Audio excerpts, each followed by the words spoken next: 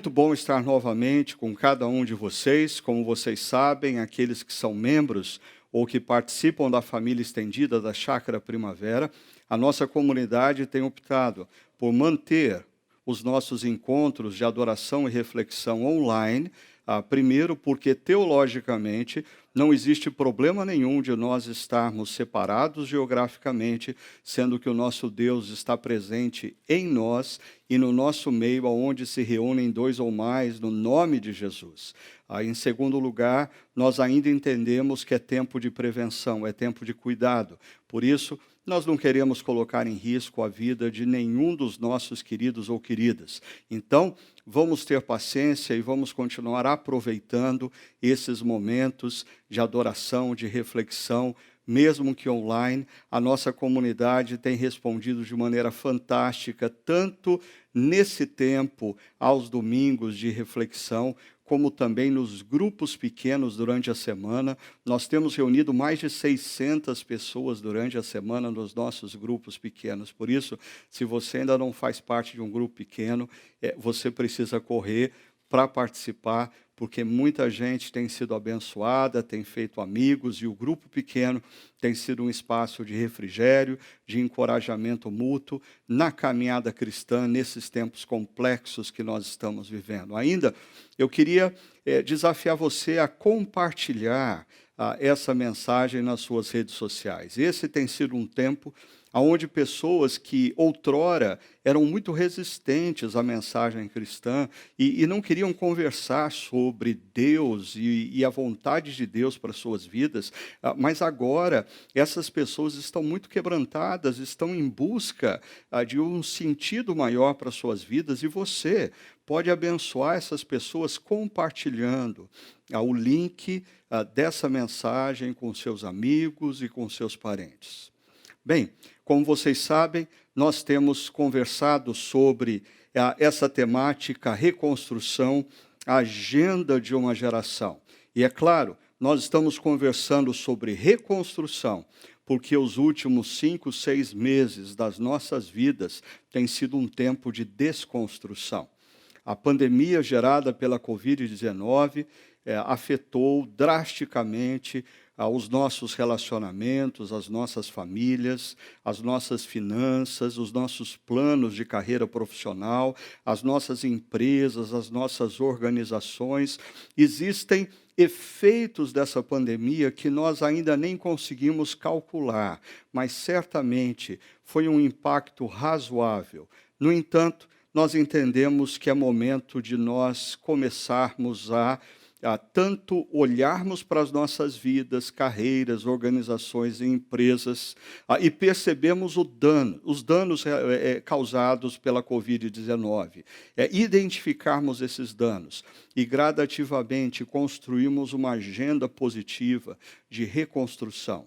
Reconstrução dos nossos relacionamentos, reconstrução das nossas carreiras, reconstrução das nossas organizações e empresas.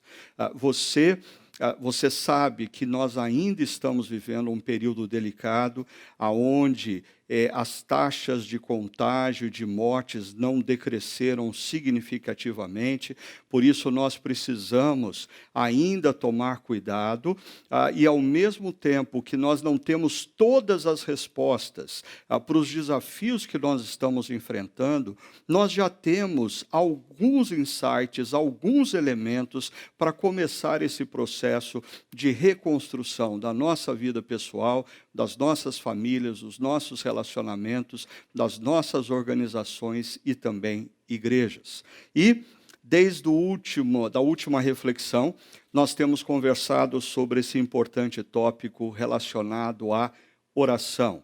Para discípulos de Cristo, pessoas que seguem a Jesus como o maior e melhor, o mais fascinante projeto de vida, a oração precisa compor esse processo de avaliação de danos e de construção de estratégia e de decisões, tendo em vista a reconstrução.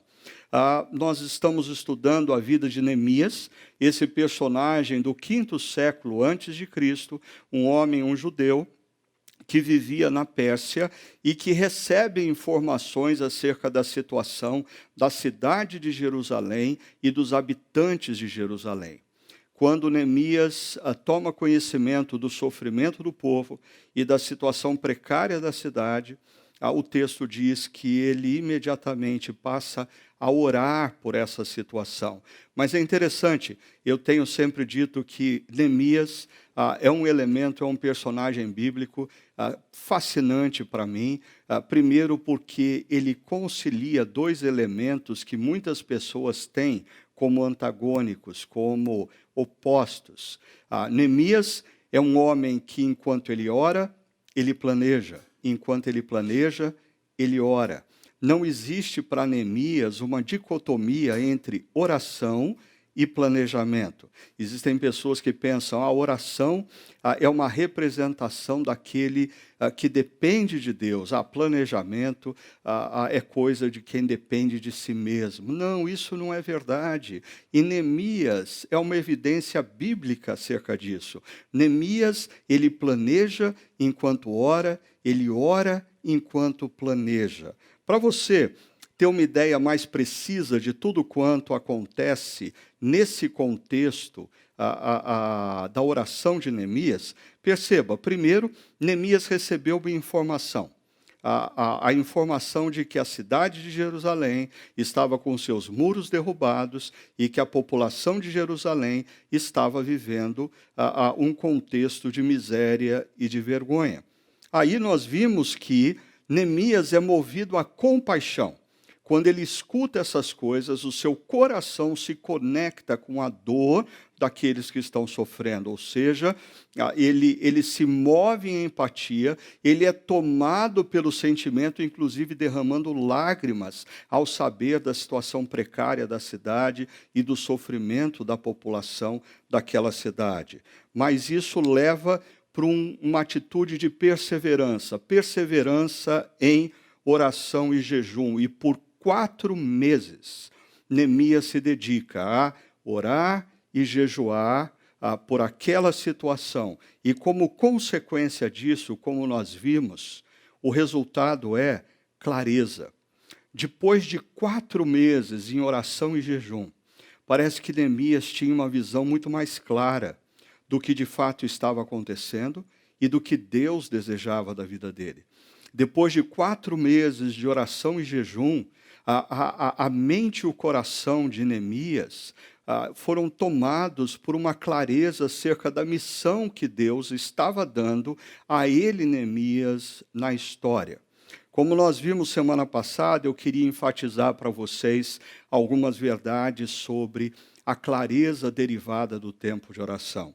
Em primeiro lugar, veja só, a oração dissipa de nossos corações as vozes da ansiedade e do medo, tornando clara a voz que vem de Deus. O momento que nós estamos vivendo é um momento muito propício para ansiedade e para medo. Quando nós vivemos momentos em que nós não temos certeza do que virá no futuro, os nossos corações são tomados pela ansiedade ou são tomados pelo medo, e muitas vezes nós tomamos decisões precipitadas, equivocadas, erradas. Por quê? Porque nós nos deixamos influenciar pela ansiedade e o medo. Agora, a palavra de Deus diz que nós devemos lançar aos pés da cruz, lançar diante de Deus toda a nossa ansiedade, todo o nosso medo. E a oração tem esse poder de dissipar ansiedade e medo e deixar claro para nós qual é a voz que vem de Deus e a orientação clara que vem do nosso Deus Criador. Ainda, eu queria destacar para você essa outra frase. A oração ilumina as nossas mentes a fim de discernirmos entre os rumores de nossa própria alma e a orientação segura que vem de Deus. Além da ansiedade e do medo, as nossas almas geram inúmeros rumores, rumores do passado, rumores de questões mal resolvidas da nossa própria história. O orgulho, muitas vezes, é um rumor dentro da nossa alma que impede a gente de reconsiderar, que impede a gente de voltar atrás, que impede a gente de reconhecer que o passo tomado foi um equívoco. A insegurança é um rumor da nossa alma que muitas vezes nos leva a decisões e atitudes equivocadas. Por isso, a oração também dissipa rumores da nossa alma, para que nós tenhamos clareza na voz de Deus. E uma última frase que eu queria destacar para vocês. Não poucas vezes, enquanto usamos a oração na tentativa de mudar a Deus, Ele transforma a nossa perspectiva e redireciona o nosso coração. Eu acho que é plenamente humano o fato de que nós nos aproximamos de Deus em oração para tentar convencê-lo de que o nosso projeto é o melhor. Nós tentamos convencer Deus a mudar os planos dele e adotar os nossos planos. Mas é interessante como a oração tem esse poder de gradativamente Deus vai nos dando novas perspectivas do problema. Ele vai acendendo luzes no nosso caminho, nas nossas mentes e corações, de maneira que se torna um pouco mais claro para a gente o que a gente estava pedindo, e gradativamente a nossa petição parece que ela é redimensionada, ela ganha uma nova forma, porque Deus, enquanto nós nos colocamos na presença dele, em oração, Deus vai redirecionando as nossas mentes e corações para a vontade dele, que é boa, que é perfeita e que é agradável. Bom, tendo dito isso, eu queria voltar aqui a esse contexto maior, na qual a oração de Neemias acontece. Você já viu aqui, ele recebe uma informação, é tomado pela compaixão, ele persevera em oração e jejum, e isso vai lhe dar clareza. Agora, tudo isso tem a ver com o contexto da oração. Hoje, nós vamos conversar sobre o conteúdo da oração de Neemias. Mais propriamente, eu queria apresentar para vocês 5 elementos da oração de Neemias.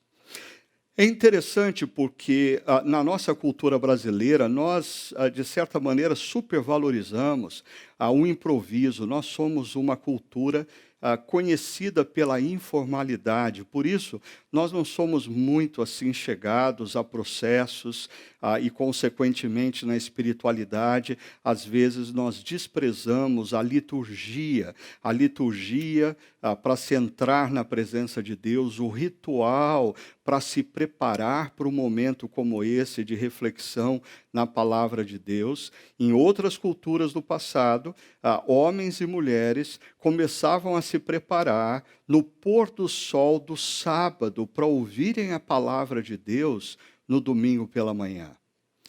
Eu diria que nós não precisamos confundir a importância dos rituais e das liturgias com uma religiosidade fria e apática em relação a Deus, mas eu creio que nós precisamos sim resgatar alguns elementos imprescindíveis que a Bíblia constantemente insiste que nós devemos ter quando nós buscamos a presença de Deus, quando nós buscamos a orientação de Deus. Eu espero que esses 5 elementos ajudem você a compreender a importância da oração e a importância dessa liturgia na presença de Deus, para de fato você usufruir de todo o poder, de toda a graça, de toda a misericórdia, de toda a orientação do nosso Deus Pai e Criador.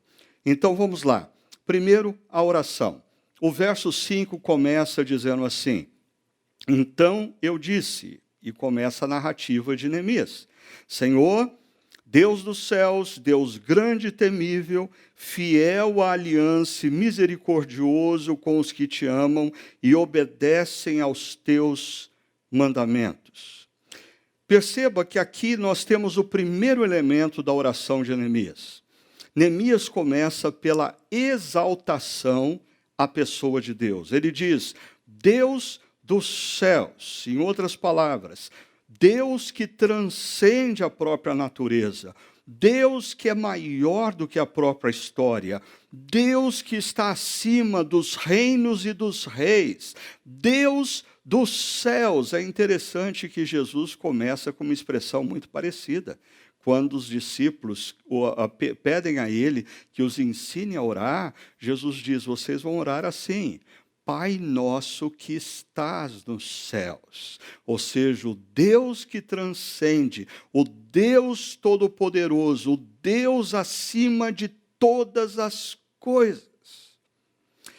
Eu diria que pelo fato de nós desprezarmos a liturgia da oração, os processos que a Bíblia nos ensina, muitas vezes as nossas orações se confundem com a nossa aproximação num balcão de prestação de serviços espirituais, e nós vemos Deus como um menino que está do outro lado do balcão e que deve nos servir o mais rapidamente possível. A gente chega no balcão em oração e diz, Deus, eu quero o número 2 sem queijo, e Deus tem que sair imediatamente e nos atender, porque afinal de contas nós somos clientes.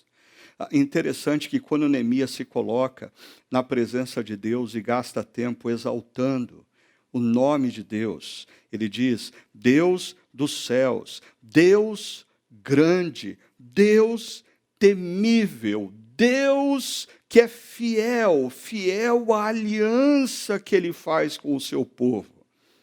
Neemias, ele é tomado pela consciência de quão grande Deus é e quão pequeno e frágil ele é. Eu acho que a exaltação no nosso tempo de oração é muito importante nos tempos atuais, a fim de dissipar dos nossos corações essa cultura consumidora que nos envolve. Nós fazemos parte de uma cultura capitalista e nós, na maioria das nossas relações, nós nos vemos como consumidores e, de repente, nós adentramos na presença de Deus e agimos na oração como se fossem consumidores e não como criaturas perdidas que foram redimidas e por isso devem adorar e glorificar o Deus Criador, que é grande, que é temível, que está acima de tudo, de todos, de reis e de reinos. Perceba, eu queria chamar a sua atenção para essa frase. Não é Deus quem necessita de nossas palavras de exaltação, mas nossas próprias mentes e corações que precisam ser relembrados de quem Ele é. Algumas pessoas às vezes acham que quando nós falamos da necessidade de entrarmos na presença de Deus e o adorarmos e o exaltarmos, algumas pessoas pensam, mas Deus é como eu, precisa de elogio, precisa que alguém bote Ele para cima. Não, Deus não precisa das suas declarações de amor, Deus não precisa das suas declarações de exaltação. Quem precisa disso é a nossa própria mente e coração, porque na medida em que a gente exalta Deus, na medida em que a gente declara quem Deus é, o que Ele faz, o seu caráter, são as nossas mentes e corações que são relembrados do tamanho do nosso Deus. E aí acontece algo interessante. Dê uma olhada nessa outra frase. Quando em oração declaramos quem Deus é, seu poder e seu caráter, nossa adversidade parece se encolher diante da realidade de sua grandeza. Você já percebeu isso? Às vezes nós estamos diante de um problema e nós achamos aquele problema grande demais e a gente teme por aquele problema e a gente está preocupado com aquele problema e a gente perde noite de sono por causa daquele problema. Aí nós adentramos na presença de Deus e aí nós começamos a glorificar a Deus e aí a gente começa a lembrar quem Deus é e aí a gente começa a lembrar que Deus é todo-poderoso, que Deus é o Criador dos céus e da terra, que Deus é o Redentor da história, que Deus tudo pode, que Deus é o Deus dos impossíveis. E, de repente, aquele problema que gerava tanto medo em nós, ele parece se encolher diante da consciência que nós ganhamos do tamanho de Deus. Ainda no início da minha caminhada cristã, eu me lembro que eu li um livro por recomendação do meu pastor na época, chamado O Seu Deus é Pequeno Demais. E o livro mostrava como muitas vezes a nossa visão de Deus é pequena, por isso os nossos corações vivem aflitos e incomodados diante dos problemas. Leia os salmos que glorificam o nome de Deus. Aprenda a fazer do seu tempo de oração um tempo de exaltação. E você vai se surpreender como, ao lembrar a sua mente e o seu coração do tamanho de Deus, da grandeza de Deus, de que Ele é o Deus dos impossíveis, como muitos dos problemas que te afligem, que te levam à ansiedade, parecem que vão encolher, diminuir diante da grandeza do nosso Deus e Criador. Mas, depois desse momento de exaltação a Deus, Neemias vai recorrer a um outro momento, a um outro elemento na sua oração. Ele diz: que os teus ouvidos estejam atentos e os teus olhos estejam abertos para a oração que o teu servo está fazendo diante de ti, dia e noite, em favor de teus servos, o povo de Israel. É interessante como a linguagem que Neemias usa aqui, nesse trecho da sua oração, é a linguagem dos salmos de lamento, que nós temos mencionado nos últimos meses aqui. Em outras palavras, o segundo elemento que envolve a oração de Neemias é o clamor. Perceba, ele diz que os teus ouvidos estejam atentos, que os teus olhos estejam abertos. Neemias está clamando a Deus por intervenção. Ele está clamando a Deus por uma ação. Ele está diante de Deus suplicando que Deus olhe para a situação, escute a sua oração, e existe um tom de urgência, de emergência nessa fala de Neemias. Eu diria que nós vivemos um momento em que nós precisamos resgatar o lamento, o clamor nas nossas orações. Por mais que nós estejamos olhando essa situação e esperando, por exemplo, que a ciência nos apresente uma vacina, nós precisamos clamar a Deus que derrame sabedoria sobre os cientistas, a fim de que eles encontrem um caminho apropriado para termos essa vacina.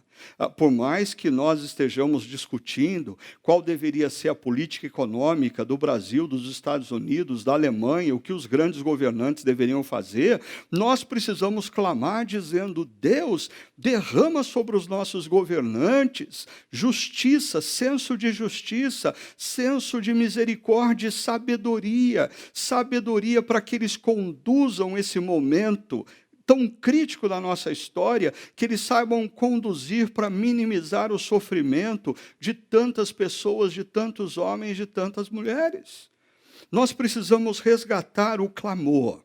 E perceba, a base do clamor na oração de Neemias tem a ver com o fato de que ele, como parte do povo judeu, se via como servo de Deus, e Deus, como Deus de Israel, era o Senhor que deveria cuidar do povo de Israel. Aqui nós temos o que na Idade Média se consolidou como a relação entre suzerano e vassalo. Não era assim que era chamada 5 séculos antes de Cristo, mas esse tipo de relação já existia naquela época, onde uma pessoa que detinha poder e exércitos, força militar, prometia proteção a pequenos produtores. E esses pequenos produtores, em contrapartida, eles se comprometiam a se submeterem àquele senhor que tinha o poderio militar para protegê-los. Assim, o que Neemias está fazendo aqui na oração é recorrendo a um tratado que existia entre Deus e Israel. Israel foi escolhido por Deus para ser o seu povo. Israel servia a Deus, adorava a Deus, obedecia os mandamentos de Deus, e Deus, consequentemente, cuidava de Israel. Agora aqui, você precisa estar muito atento a uma coisa interessante. No verso 5, nós lemos que Deus é fiel à sua aliança. Em outras palavras, nessa aliança, Deus foi fiel. Mas Neemias, no verso 5, diz que Deus foi fiel à aliança e ele é misericordioso. E ainda bem que ele é misericordioso, porque Israel não foi fiel a essa aliança. Isso, então, nos coloca no terceiro elemento dessa oração. Olha o que Neemias diz, no verso 6, segunda parte, verso 7. Confessa os pecados que nós, os israelitas, temos cometido contra ti. Sim, eu e o meu povo temos pecado. Agimos de forma corrupta e vergonhosa contra ti, não temos obedecido aos mandamentos, aos decretos e às leis que deste ao teu servo Moisés. Se por um lado Deus é fiel à aliança, ele é misericordioso, por quê? Porque Neemias reconhece que Israel não fez a sua parte na aliança. E isso move então Neemias a esse outro elemento da oração, a confissão. A confissão dos pecados. Ele começa dizendo, eu confesso os pecados que nós, quem? Os israelitas. Eu acho interessante que Neemias Neemias, ele está vivendo num contexto distante do povo de Jerusalém, mas ele ora assumindo a personalidade de Israel. Nós, os israelitas, nós, os brasileiros. E perceba, existe aqui 4 frases de confissão. Ele diz primeiro, confessa os pecados que nós israelitas temos cometido contra ti, mas em seguida ele enfatiza, sim, eu e o meu povo temos pecado. E aqui eu queria enfatizar para você, Neemias não se vê como justo na história. Essa situação me lembra o profeta Isaías, que antes de contemplar a grandeza de Deus, a santidade de Deus, é um profeta que declara aos outros, ai de vós, ai de vós, ai de vós. Mas quando Isaías ganha consciência da grandeza e da santidade de Deus, o primeiro grito que surge dos seus lábios não é mais ai de vós, é ai de mim. Neemias diz, eu e o meu povo, ainda, agimos de forma corrupta e vergonhosa contra ti. E eu queria destacar para você esse termo, forma corrupta, que está associado a pecados de ordem social.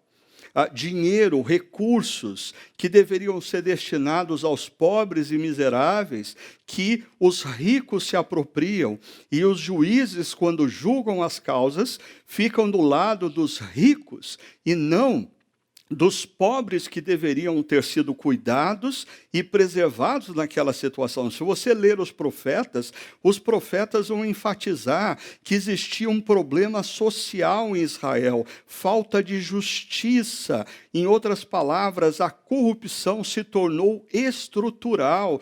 E Neemias, passado algum tempo, olha para trás e reconhece que existia essa forma de pecado. E ainda, a quarta confissão, não temos obedecido aos mandamentos. Que mandamentos? Os decretos e as leis que o Senhor deu a Moisés. Mas eu ainda queria chamar a sua atenção para 2 frases desse texto. Veja só, Neemias diz que nós, primeira pessoa do plural, nós os israelitas. E aí ele enfatiza na terceira linha, sim, eu e o meu povo. Eu vou destacar essas 2 linhas para falar uma coisa muito sensível nos dias atuais no nosso Brasil, mas eu preciso ser fiel à palavra e não à sua amizade que pensa a favor de A ou a favor de B.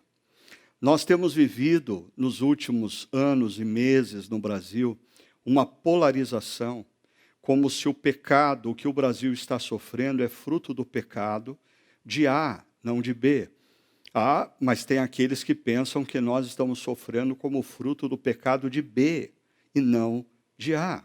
Por isso, deixa eu chamar sua atenção para essa frase. Não estamos diante de um pecado cometido pela esquerda ou pela direita, por gerações passadas ou pela geração atual. Estamos diante de um pecado estrutural que permeia nossa cultura e instituições. E isso demanda humildade e confissão. E, por favor, perceba entre parênteses, de todos. De todos. Enquanto nós estivermos num país onde a gente atribui o mal social, a injustiça ao outro, como cristãos, nós estamos pensando ideologicamente, não biblicamente. Enquanto nós insistirmos em enfatizar a culpa do outro, nós estamos agindo e submetendo as nossas mentes a uma ideologia e não a teologia bíblica. Neemias, ele não diz que o problema de Jerusalém foi gerado pela direita ou pela esquerda.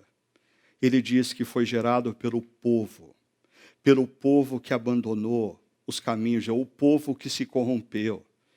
Meu querido e minha querida, basta nós olharmos para a história recente do nosso país.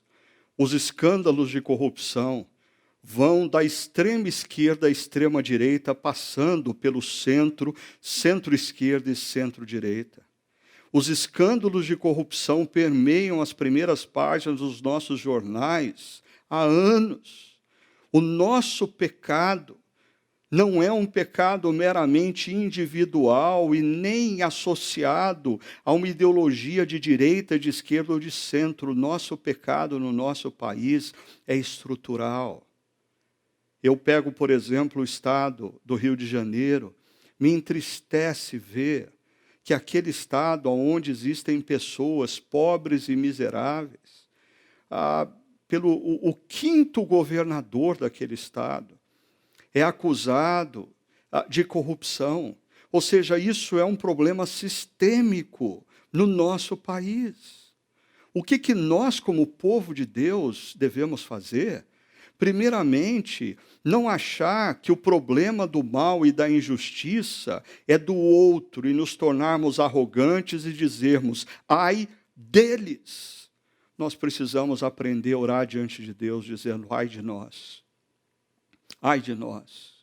Nós, brasileiros, temos andado longe dos caminhos de Deus. Nós, brasileiros, sejamos nós católicos, e essa semana emergiu um grande escândalo relacionado a um líder religioso católico e, ao mesmo tempo, do lado evangélico, nós tivemos uma pastora sendo acusada de assassinato e corrupção. Nós não estamos em condição de falar, ai de vós. Nós, como brasileiros, precisamos aprender a falar, ai de nós. Humildade e confissão. Porque é importante perceber o outro elemento na oração de Neemias para a gente também entender a importância da confissão que nós vimos há pouco. Olha só o verso 8, diz assim, lembra-te agora do que disseste a Moisés, teu servo. Então agora Neemias vai trazer para a oração promessas. E é interessante porque ele fala como se Deus precisasse se lembrar das promessas feitas, e Deus não precisa se lembrar. No entanto, o que Neemias está fazendo aqui é elaborando a sua argumentação. E ele vai trazer, primeiro, uma promessa de punição, uma promessa de disciplina, dizendo, Deus, o Senhor está certo no que o Senhor está fazendo, porque nós não obedecemos os teus mandamentos, nós nos corrompemos, nós fechamos os olhos para as injustiças, nós nos tornamos corruptos, então o Senhor está certo no que o Senhor está fazendo. Ele se lembra da promessa de disciplina, mas depois ele se lembra da promessa de Deus de restauração. Veja comigo.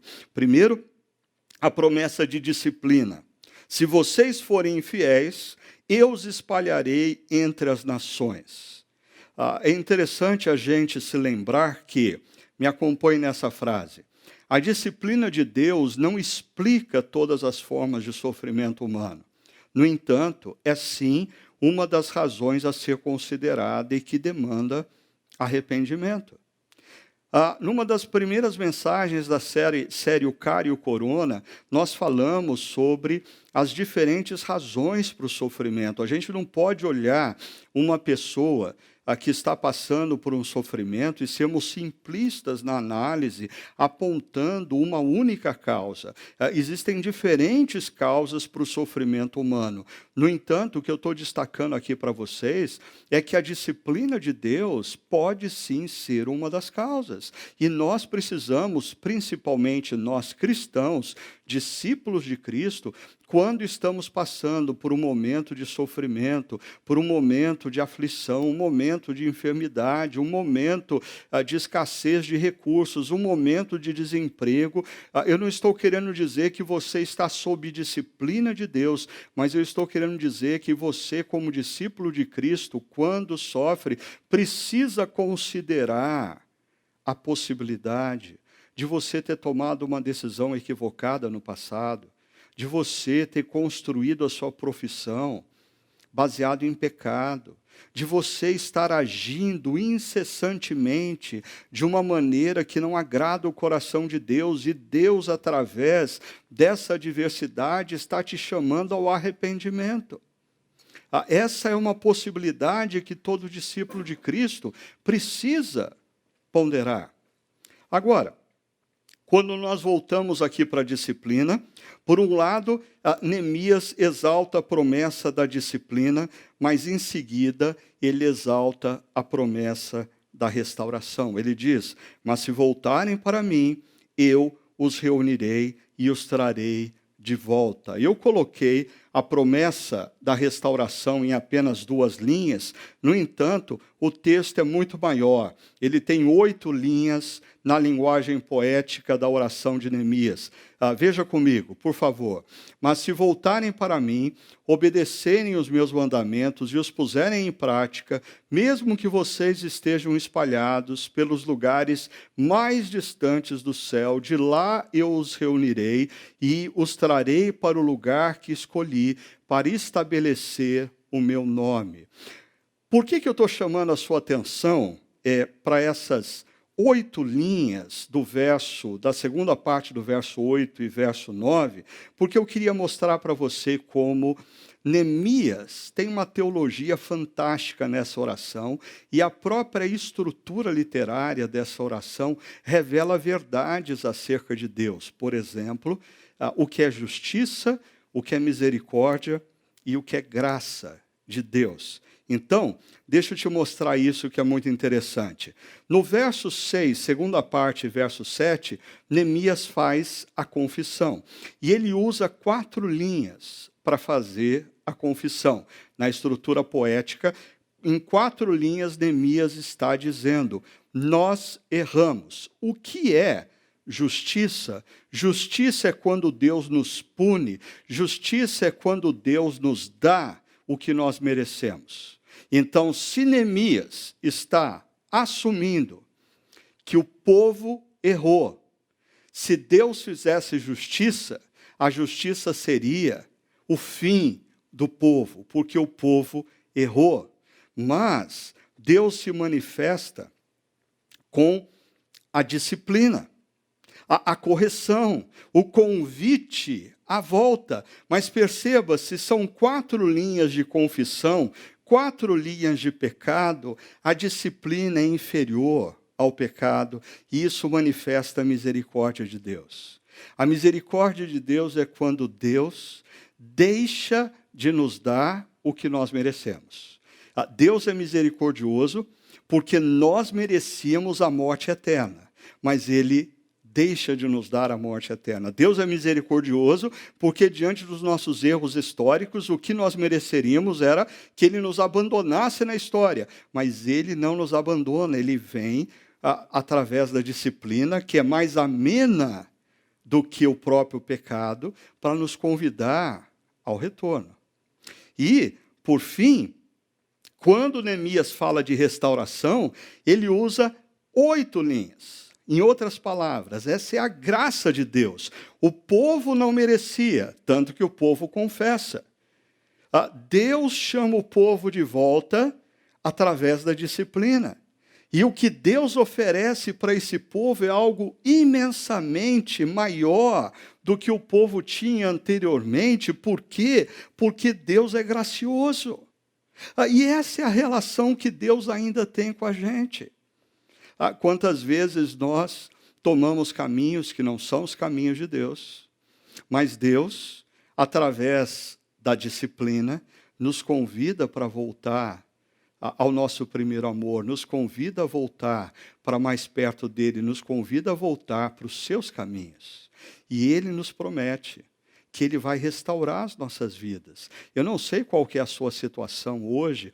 Às vezes, pessoas que falharam no passado, que cometeram erros, ainda mais agora, nesse passado recente, certamente pessoas tomaram decisões equivocadas, pessoas falaram o que não deviam, pessoas arruinaram relacionamentos de amizade, de família, e a gente, às vezes, a gente é alvo da ação do nosso inimigo e quer nos convencer que não tem mais jeito. Agora, depois do que a gente fez, não tem mais jeito. Depois da decisão que a gente tomou, não tem mais jeito. Depois do que a gente falou, não tem mais jeito. E essa estrutura poética da oração de Neemias nos convida a pensar que sim, tem jeito. Deus pode restaurar todas as coisas quando nós confessamos o nosso erro, quando nós acolhemos a sua disciplina amorosa, quando nós estamos dispostos a nos voltar novamente para Ele. Tudo pode se fazer novo. Não existe pecado, não existe culpa que seja maior do que o poder da graça de Deus. Não existe pecado, não existe culpa, não existe consequência do pecado e da culpa que possa superar o poder da graça de Deus nas nossas vidas. E aí, caminhando para a nossa conclusão, a oração de Neemias termina com essas expressões. Leia comigo. Estes são os teus servos, o teu povo. Tu resgataste com o teu grande poder e com o teu braço forte. Senhor, que os teus ouvidos, e aqui Neemias, ele sai da oração de 4 meses e faz uma oração muito objetiva para o dia que ele estava vivendo, mas nós vamos ver isso na próxima reflexão. Ele diz, Senhor, que os teus ouvidos estejam atentos à oração deste teu servo e à oração dos teus servos que têm prazer em temer o teu nome. Eu queria enfatizar aqui que esse momento na oração de Neemias é momento de rendição.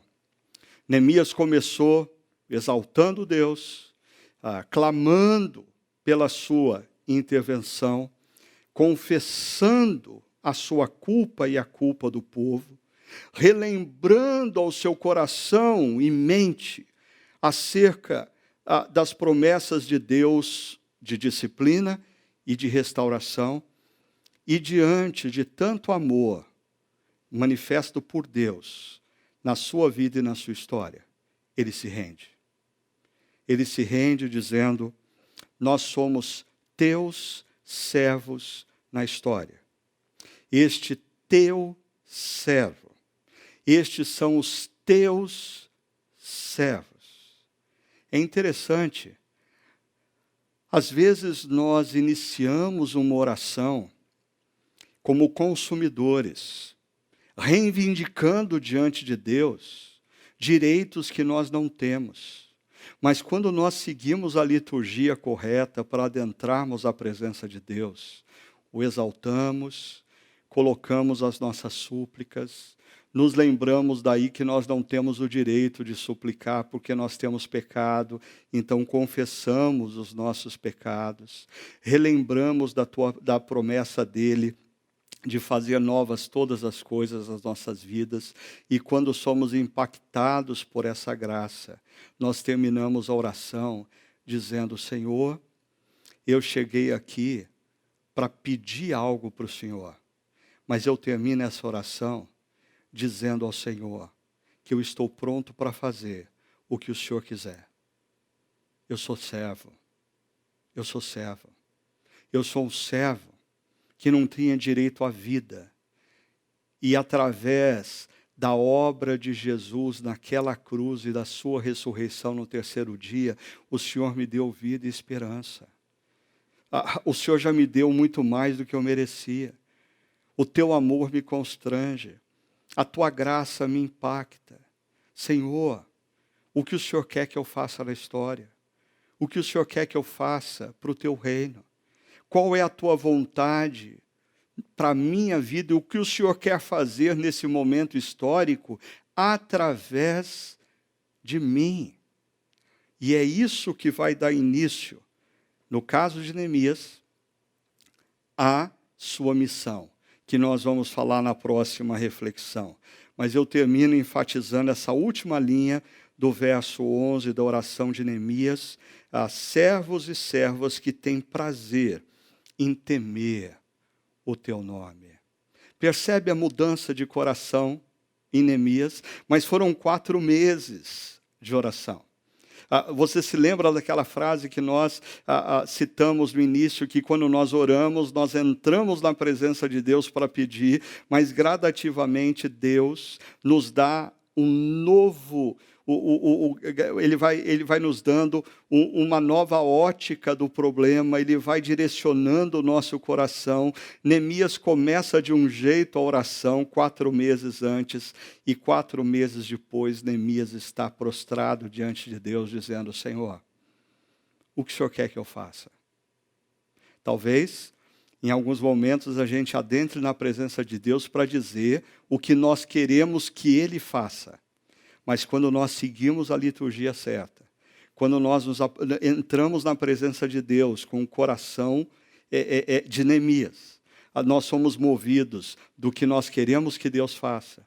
Para o final da oração, nós nos colocarmos nas mãos de Deus, dizendo: Senhor, o que o Senhor quer que nós façamos. Eu termino pontuando aqui para você esses 5 elementos. E eu queria convidar você a essa semana experimentar, ter esses 5 elementos diante de você. Escreva num papel, coloque dentro da sua Bíblia, e eu queria desafiar você essa semana a orar seguindo essa liturgia.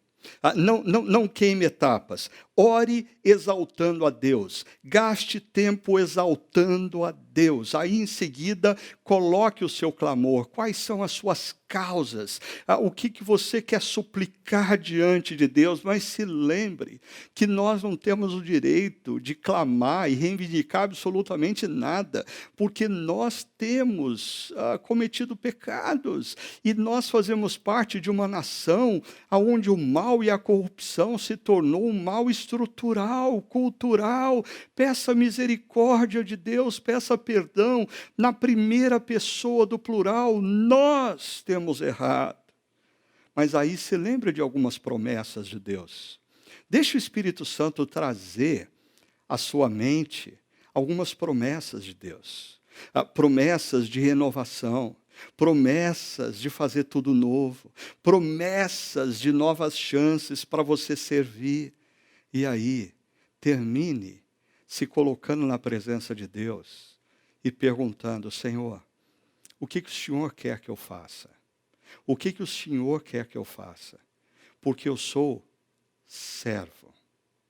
Eu termino dizendo que nós precisamos resgatar esse momento de exaltação nas nossas orações. Nós precisamos resgatar esse momento de exaltação nos nossos encontros públicos de adoração. Nós precisamos relembrar da grandeza de Deus, porque quando nós relembramos nas nossas mentes e corações a grandeza de Deus, os nossos problemas e desafios, eles parecem encolher diante de nós. Mas nós precisamos resgatar a confissão dos pecados na primeira pessoa do plural. Nós precisamos parar de dizer ai de vós e compreender que nós vivemos um momento histórico em que a igreja brasileira, que se afirma comunidade dos discípulos de Jesus, precisa orar a Deus dizendo ai de nós. nós confessamos os nossos pecados como nação, porque nós fazemos parte de um povo que transformou a corrupção, o mal, numa questão estrutural, cultural. Senhor, tenha misericórdia de nós. E por fim, nós precisamos resgatar nas nossas orações essa capacidade de perceber que é o amor e a graça de Deus nos constrange e terminarmos as nossas orações em momentos como esse, dizendo: Senhor, eu sou teu servo, eu sou tua serva. O que o Senhor quer que eu faça? Senhor, chega de eu pedir para o Senhor fazer. Eu quero nesse momento perguntar ao Senhor, e eu quero que o teu Santo Espírito me fale o que o Senhor quer que eu faça. Eu convido você, nesse momento, a ouvir essa última canção, fazendo dela a sua oração. Escute o Espírito Santo falando a você o que Deus quer que você faça nesse momento da nossa história e do nosso país.